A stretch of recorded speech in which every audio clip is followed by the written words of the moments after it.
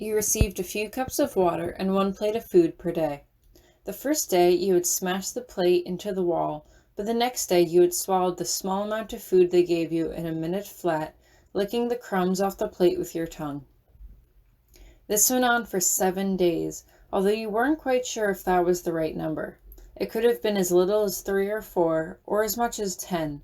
You weren't really good at keeping count. You wished you had Latson's knife with you now to keep track, but honestly, if you had it on you, you probably would have done something else with it by now. Anything would have been better than slow death by starvation. It made you feel weak, and the worst thing about feeling weak was that it made you feel vulnerable and helpless. If someone came into the room to finish you off once and for all, you at least wanted to put up some kind of a fight. You wanted to at least have some sort of dignified death. But you weren't going to have a dignified death. That was now impossible. You had been locked in one room for 7 days straight. You had already dedicated the corner where Shane had been sitting as your bathroom corner, although the stink had started to permeate the cell and you were sure you reeked of the foul smell of your own urine. You used a small amount of each day to wash your face and your hands. That hardly even seemed like enough. For all intents and purposes, you looked and smelled like a mangy dog, ready to be put down. It was an apt comparison, you realized, considering you were starting to go mad with the solitude and isolation. If anyone did enter your cell, they would most likely describe you as feral. As the days passed, you got weaker and weaker, just lying on the floor with your eyes shut for hours on end. You were sure you would probably close to a natural death by the time the door opened up again. At least the door hadn't opened while you were caught in a compromised position. That would have been sufficiently awkward. No, instead, the door opened while you were thankfully lying on your side in the fetal position, knees curled to your chest. Standing had become somewhat of a chore to you, and so you simply stayed on the floor, crawling to a small latch in the door to get your food and your small cups of water every day. How you weren't already dead from sheer lack of will to live was a mystery to you in and of itself. But you knew why you still held on. Your mind still clung to that bitter notion of revenge. It was clear to you now that Kylo Ren knew you were here and simply wasn't coming for you. After all, you couldn't remember him telling you that he was leaving on any sort of assignment, which simply meant that he was on the base, knew you were missing, and didn't care. And if he didn't care about you, then he probably did kill your friends. At least you thought you had given him a reason to care about you, but he had absolutely no reason to care about their lives, none at all. You didn't want to believe that Hux had been telling the truth, but Ren hadn't come to rescue you. He hadn't sent anyone else to come rescue you, and it seemed unfathomable to believe that he didn't know where you were. No, you had been weak and stupid, and you had let him get in your head and manipulate you for his physical pleasure. The others had been right. He was a disturbed, evil, twisted person, and you were going to kill him. You swore up and down that you wouldn't let yourself die until you found some way to end his reign of suffering once and for all, whispering the words over and over to yourself like some sick little mantra. Your eyes were open as he walked in, and you could see him even freeze mid-step as the foul stench of your defecations wafted out into the corridor. You can't help but smirk and emit a dry cough. You were sure that you reeked of something awful, but at least your nose had grown accustomed to the smell, and it no longer affected you as much as it had the first few days. Nevertheless, he walks into the room, closely followed by 2 stormtroopers. You scooch back a little, away from the door. Hux told me you gave him trouble, he says, his voice distorted through the helmet. You had gotten so used to his regular voice that you had completely forgotten what he sounded like through the voice distortion. You thought you would hate it as much as you remembered, but you couldn't bring yourself to care. This was who Kylo Ren was. There wasn't a man beneath the mask. There was just that, the mask, and nothing else. Just a horrifying, loathsome creature that deserved to be put down instead of you. Come to fuck me one last time before you kill me? You ask carelessly, surprised by how firm your voice still sounds. You get your feet, slowly, painfully, using the wall to support you.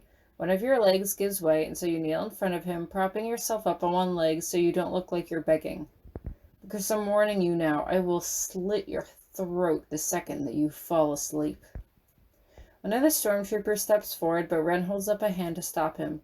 Slowly, you feel yourself rising into the air as he pulls you towards him with the Force. You don't resist. If this is how he wants to kill you, then fine. It didn't matter, just as long as he got it over with. You're seething, spitting mad, lips pulled back in a snarl, staring at him with as much hatred as you can muster, your mind racing through the terrible names you want to call him, trying to figure out which among them would inevitably be your last word. Sleep, he says suddenly, and as he holds up his other hand, your eyes slip closed. You're aware of falling into his arms, and then everything goes black.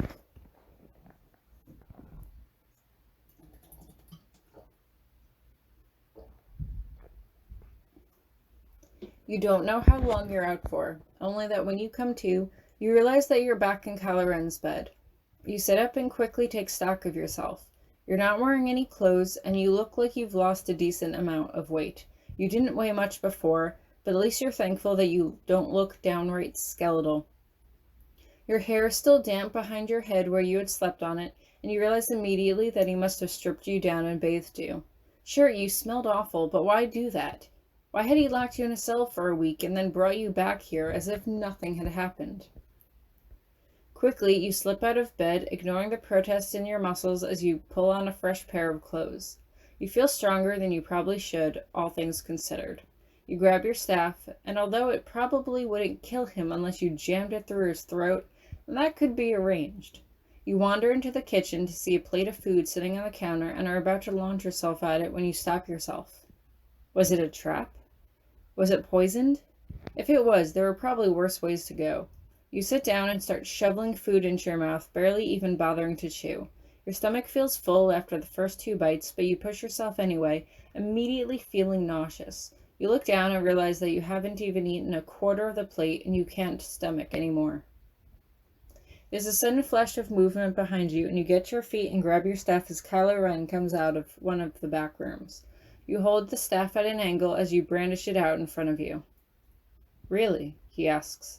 He's still wearing his full armor, and his voice is again distorted by the mask.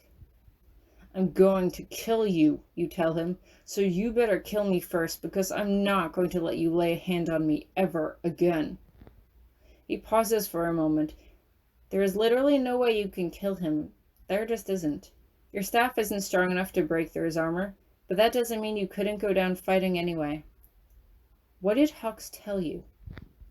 Everything, you snap. You should have been there. He had so much fun throwing it in my face how you manipulated me.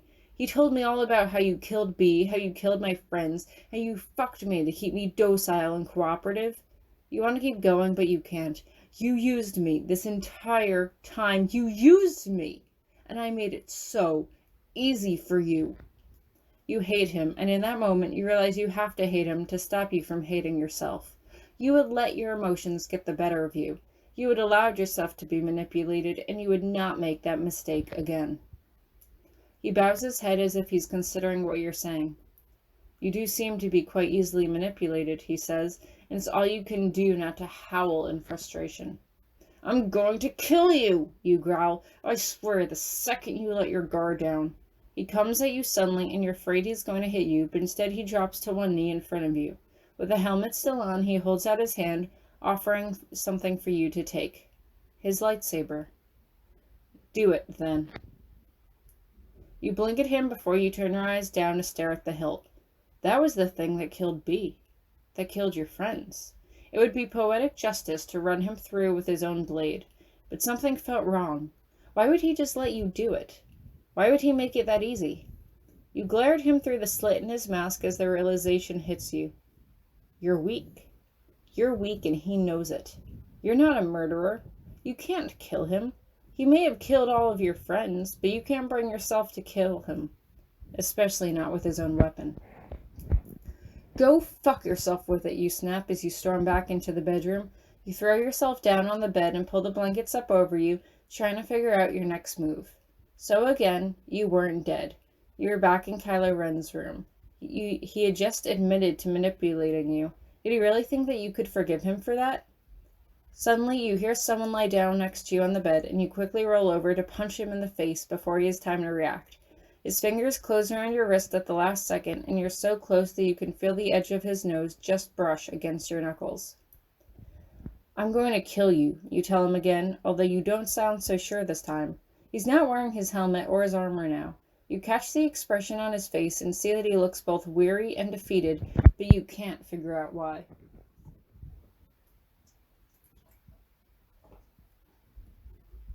"So you keep saying," he says, "we need to talk."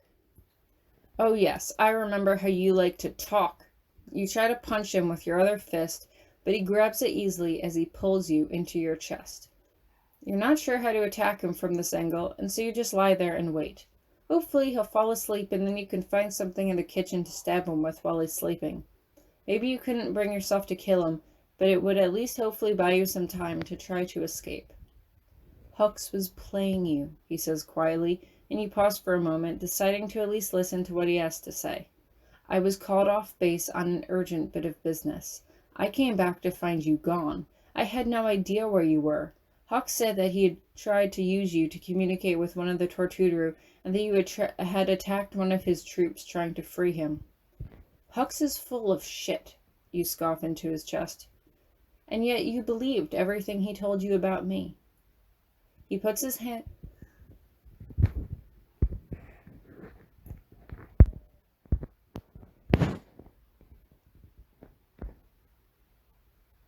He puts his hands on your shoulders as he pushes you away and stares at you, looking you in the eye. "All this time we've spent together, and you really think I would be so cruel to you? I knew the second Hux told me you attacked one of his men that it was bullshit, and yet you believed him?" Your brain goes numb and you don't know how to defend yourself. Instead, you go on the offensive. "Do you know how long I was locked in there for?" "Longer than necessary," he says quietly. "If it makes any difference, Phasma is furious. She had no idea that you were locked in there either." "And I'm just supposed to believe that?" you snap. "You're too tired for this. You're too tired for all of this. Did you kill B, yes or no?" "Yes," he says, and you're honestly surprised how quickly he admits to it. "Why didn't you tell me?" you demand angrily, your hands clenching into fists at your sides. Now he does hesitate. "Because I didn't know how you would react, but it had to be done." "I knew it did," you admit quietly. "I don't know. I knew, but I knew you were the one who killed him." You let out a deep breath. "Was he afraid when he died? Was he scared?" "He knew it was coming," you reply tersely. "And the others?" you ask, your voice breaking. Did they scream? Were they scared?" He pauses, confused. "Who are you talking about?" "Did you kill my friends?" you demand. "No," he says simply. "No, Hux wanted to deal with them. My focus was on keeping you alive. I let him do with them as he saw fit." "So you could use me," you mutter petulantly. He squeezes your forearms painfully, forcing you to look up at him. "Is that what you think?" he demands. "If that's what you honestly believe, then say it. Look me in the eye and fucking say it." You slowly bring your eyes up to meet his. He looks sad, but worse than that, he looks hurt, like you were the one who had betrayed him instead of the other way around. Had Hux really said all that just to drive a wedge between you and Kylo? Is that really what had happened? You just lower your eyes without saying anything, and Kylo thrusts you away from him like he's disgusted with you. You roll over, putting your back to him. You think you can hear him curse under his breath, and you screw your face up, willing yourself not to cry. "I'm sorry..." But he's immediately off the bed, and he storms out of the room before you can even finish your sentence. You can hear muffled yelling from the next room over, and the steady hum of his lightsaber as he lashes out at whatever is in the next room adjacent to the living room. You don't know what's in there, as you had never dared to venture inside, but you figure that might just be a room where he vents his rage. You close your eyes, still weak with exhaustion, as you drift in and out of it. Eventually, you're aware that Kylo comes back to bed, although he doesn't come near you. He doesn't even touch you. "Cut. Don't talk." You suppress a sob in your chest. You're not really sure what to believe now. Either Kylo had manipulated you, or Hux had manipulated you, but for some reason you were now sure it was the latter. Kylo had been kind to you, but the second Hux told you that he was manipulating you, you had believed him. Did that say more about you or more about Kylo? You couldn't be sure. It was understandable that you would have trust issues after what had just happened to you, but had Kylo ever purposely deceived you for his own ends? Aside from not telling you about B, you couldn't recall a time that he had.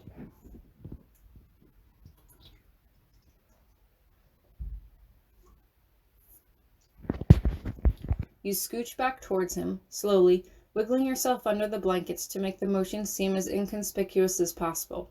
Suddenly, you feel a hand on your arm, stopping you, and you flinch as you feel your fingers press uncomfortably into the muscles of your upper arm, preventing you from moving back any more.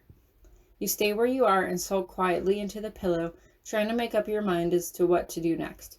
Eventually, the grip on your arm relaxes and he strokes your tender skin with his thumb.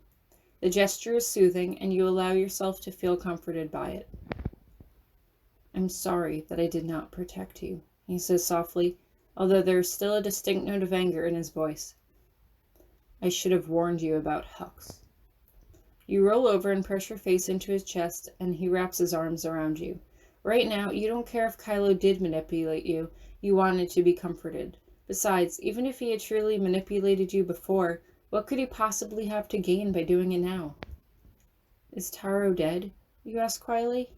He pauses for a moment. I don't know, he replies. As soon as we landed, I came here to find you, and when I couldn't feel you... The realization sets in. Taro put up the wall, you say quietly. Are you going to take it down again? Perhaps, he replies. Your body stiffens beneath him, remembering how painful it was the last time he had done so. But I'm not going to do it now, at any rate. You're still too weak. You suck in a breath and let it out. Right now, Kylo seems to be in a rare talking mood. You don't want to talk right now, but you needed answers. So if Taro is dead and you don't need me to interpret for him anymore, why am I still alive? He scowls, confirming your idle suspicions. Are you telling me that Hux didn't kill me because he was afraid of what you would do to him if he did? His eyes light up with good humor. Perhaps, he says again. I knew it, you mutter. I knew it when he had that trooper shove a blaster into my back. I knew he wasn't going to kill me. I told him you would have sliced through his spine the second you stopped talking. All the humor has drained from Kylo's face, and he's almost glaring at you now. You threatened Hux? He asks in a snarl. Technically, he threatened me first, you stammer. Kylo releases a long, aggravated sigh. If you are to stay here, you can't threaten Hux. I can only protect you so much. And what am I going to do here, you ask? Like I said, if I'm not going to be an interpreter, what else am I good for? He presses his lips to your temple, but you're not satisfied with that answer. As much as I like, you take a deep breath and let it out. I need to do something on this base. I can't just stay here day in and day out doing nothing. I'll see what I can do, he says, but you need to lie low for a while. You could have died in that cell. You need time to recover. You twist your face into a grimace as you take the time to think it over. Hux had manipulated you against Kylo, had locked you in the same cell that C had died in, and had basically left you there to rot, because if he had killed you outright, he knew it would have put his own life in jeopardy. You hated him, not just because of what he did, but because he made you lose trust in Kylo, made you lose trust in your own judgment. He had preyed on your insecurities and used them against you, just for his own amusement. Kylo wasn't so bad. Phasma wasn't so bad. But Hux? No wonder he was the general of the First Order. He was pure evil.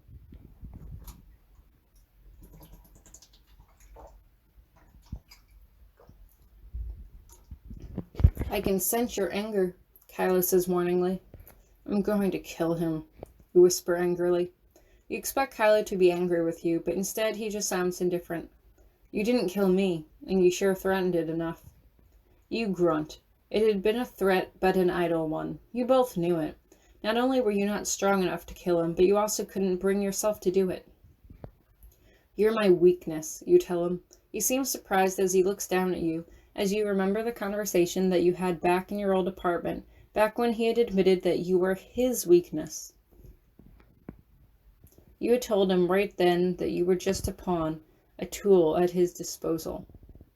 Maybe that's why it had been so easy to believe what Hux had told you. It was something that you had been telling yourself all along. He presses his lips to your forehead, and you close your eyes and snuggle into him, slowly drifting back off to sleep. You have horrible nightmares that night, and you are not one that usually dreamed at all. You dreamed that you were back in that cell, except the walls were lined with the bodies of all of your friends. Their faces were blank, lifeless, eyes closed, and their bodies looked like they had been burned and hacked to bits by Kylo Ren's lightsaber. You turned to look at them in turn. Sadie, Ladson, Shane, B, C, Taro. They were dead, all dead, their fragile skin burned, charred black where he had struck them. Suddenly the door to your cell flew open, and a masked figure was standing there, dressed completely in black. You took a step backwards and fell to the ground as his lightsaber started to hum, glowing red and angry in front of you. You closed your eyes, holding up your hands to shield yourself, and that was when you had opened your eyes, breathing heavily, your body dripping with sweat. It took you no more than a split second to realize that you were alone, and you immediately kicked off the covers and ran into the living room, pulling the curtains aside to take a look at the bleary, snowy landscape that surrounded you. That was it. You had to get off of this base, one way or another. You couldn't trust Kylo Ren to keep you safe. You could trust him not to hurt you, for now, but if Hux hated you, he could make life downright unpleasant for you. What if Kylo had to go on another assignment and you were left alone here with Hux? What if he decided to throw you back in that cell, or worse? You're distracted from your thoughts by the muffled sound of shouting outside the apartment. You can hear the telltale sound of blaster fire, and your heart races in your chest. You don't even have time to run back into your room to grab your staff as the doors to the living room fly open, and you're confronted with your intruders. You quickly step back into a fighting stance on instinct before your eyes meet his face. "Taro?" you gasp. He nods, and his mouth twists into the semblance of a smile. "What are you doing?" you ask, making no effort to sign as you look him over. He's with another Tortudero, the leader, by the looks of him, although they're both bleeding quite badly as small rivulets of purple drip over their dark green skin. They're both holding a blaster in each wounded hand, and Taro offers one to you. He holds up his free hand in front of him, spelling out the words slowly. "Escape."